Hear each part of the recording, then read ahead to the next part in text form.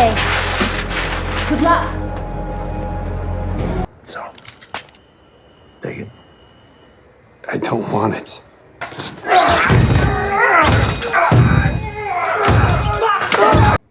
I just... I miss you. Hai Moviers, apa kabar? Semoga sehat-sehat selalu ya. Pada kesempatan kali ini, kita akan membahas film bergenre action yang berjudul Nobody. Yuk, kita mulai reviewnya, dan ditunggu ya kesimpulan GW di akhir review. Film dimulai dengan Hans yang menjalani aktivitas rutin sehari-hari layaknya orang normal biasa.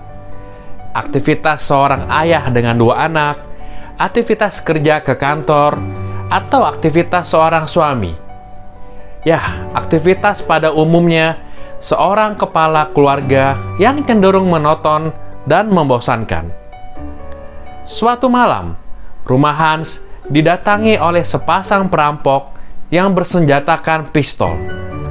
Hans mempersilahkan perampok itu untuk mengambil harta atau benda berharga lainnya asalkan tidak melukai keluarganya. Tiba-tiba, anak laki-laki sulung Hans berhasil merampas pistol salah satu perampok tersebut. Dan Hans mempunyai kesempatan untuk menangkap perampok itu. Tapi Hans malah ragu dan membiarkan perampok itu kabur dari rumahnya. Tindakan Hans yang ragu untuk membantu anak lakinya menangkap perampok itu pun membuat dirinya dianggap pengecut oleh orang-orang di sekelilingnya. Bahkan, anak laki-lakinya sendiri menganggap ayahnya pengecut dan penakut. Keesokan harinya, setibanya di kantor, Hans menghubungi seseorang melalui frekuensi radio yang tersembunyi di ruangan kantornya. Seseorang yang sepertinya mengenal latar belakang Hans, karena Hans bisa menjelaskan alasan kenapa dirinya tidak bertindak. Dengan analisa Hans yang tajam, Hans bisa membaca bahwa perampok itu mempunyai tato. Perampok itu juga sedang ketakutan dan frustasi. Bahkan, Hans bisa mengetahui bahwa pistol yang dibawa perampok itu tidak ada pelurunya. Siapakah Hans ini sebenarnya? Who are you? Sore harinya, saat Hans pulang ke rumah, anak bungsu perempuannya sedang mencari gelang kucing yang hilang. Hans terdiam sebentar dan teringat kejadian perampokan kemarin yang mungkin mengambil gelang kucing tersebut. Tanpa banyak bicara, Hans langsung pergi dari rumah menuju ke panti jompo tempat ayahnya berada.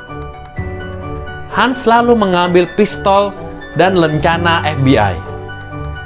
Hans mulai menelusuri kota untuk mencari petunjuk di mana perampok itu tinggal berdasarkan dari tato yang dia lihat. Hans berhasil menemukan tempat tinggal perampok itu. Dan Hans pun memulai menghajar pasangan perampok itu untuk menanyakan gelang yang dicari anak perempuannya.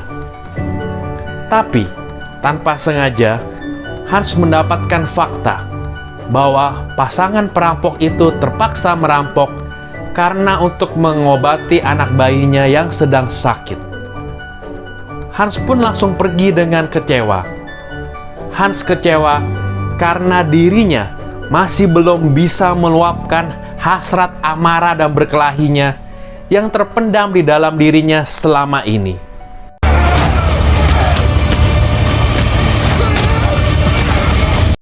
Dalam perjalanan pulang dengan bus malam, segerombolan berandalan datang mengganggu bus malam itu. Hans bukannya takut, tapi malah senang dan bersyukur bahwa gerombolan itu datang di saat dirinya hendak melampiaskan hasrat amarah dan berkelahinya. Hans pun akhirnya begitu menikmati baku hantam dan perkelahian dengan gerombolan berandalan itu. Hans begitu mahir berkelahi dan begitu menikmati setiap pukulan yang dia terima.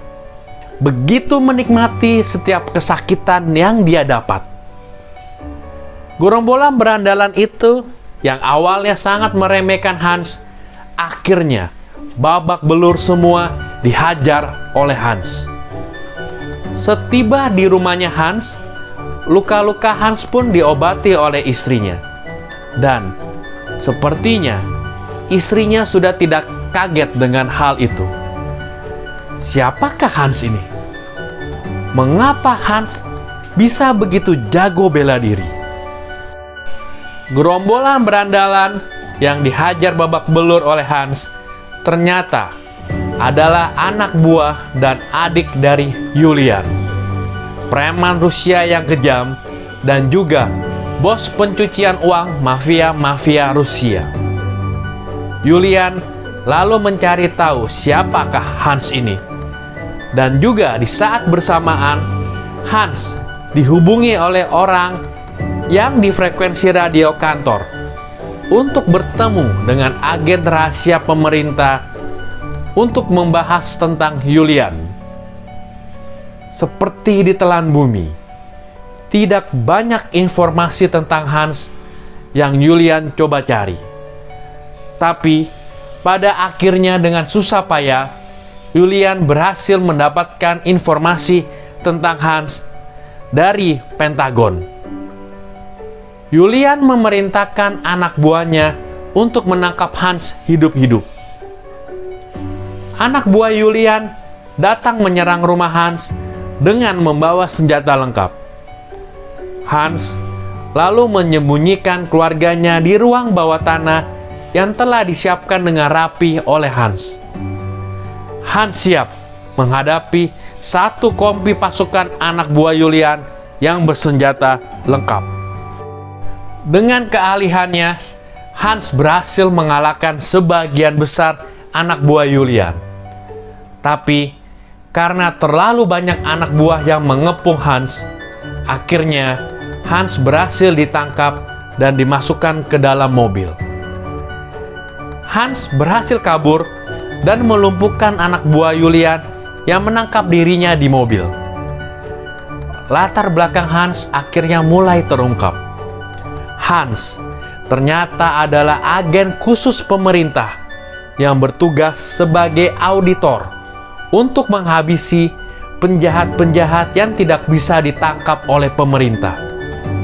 Hans berhenti dari pekerjaannya karena ingin memiliki kebahagiaan dari sebuah keluarga.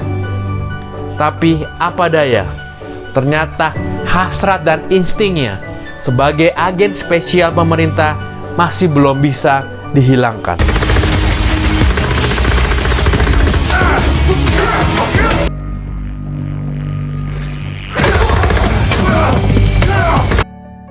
Setelah mengamankan keluarganya di tempat yang agak jauh, Hans selalu membakar rumahnya seolah-olah terjadi musibah kebakaran.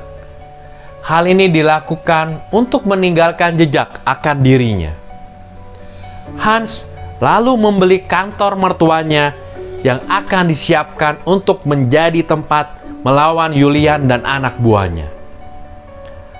Kini saatnya Hans memburu Julian dan memberi pelajaran kepada Julian. Hans menghancurkan gudang penyimpanan pencucian uang milik Julian dan membakar semua uang di sana. Hans lalu mendatangi Julian dan sengaja memancing Julian untuk mengejar dirinya ke kantor yang telah disiapkan untuk melawan Julian dan anak buahnya. Mengetahui gedung pencucian uangnya dibakar oleh Hans, Julian akhirnya terpancing, marah, dan mengejar Hans. I'll be nearby. Love is like a tidal wave, spinning over my head.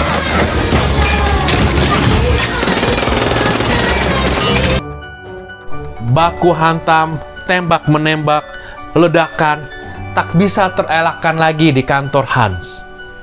Hans dibantu oleh ayahnya dan dibantu oleh orang yang sering ngobrol melalui frekuensi radio, yang ternyata adalah adik tiri Hans.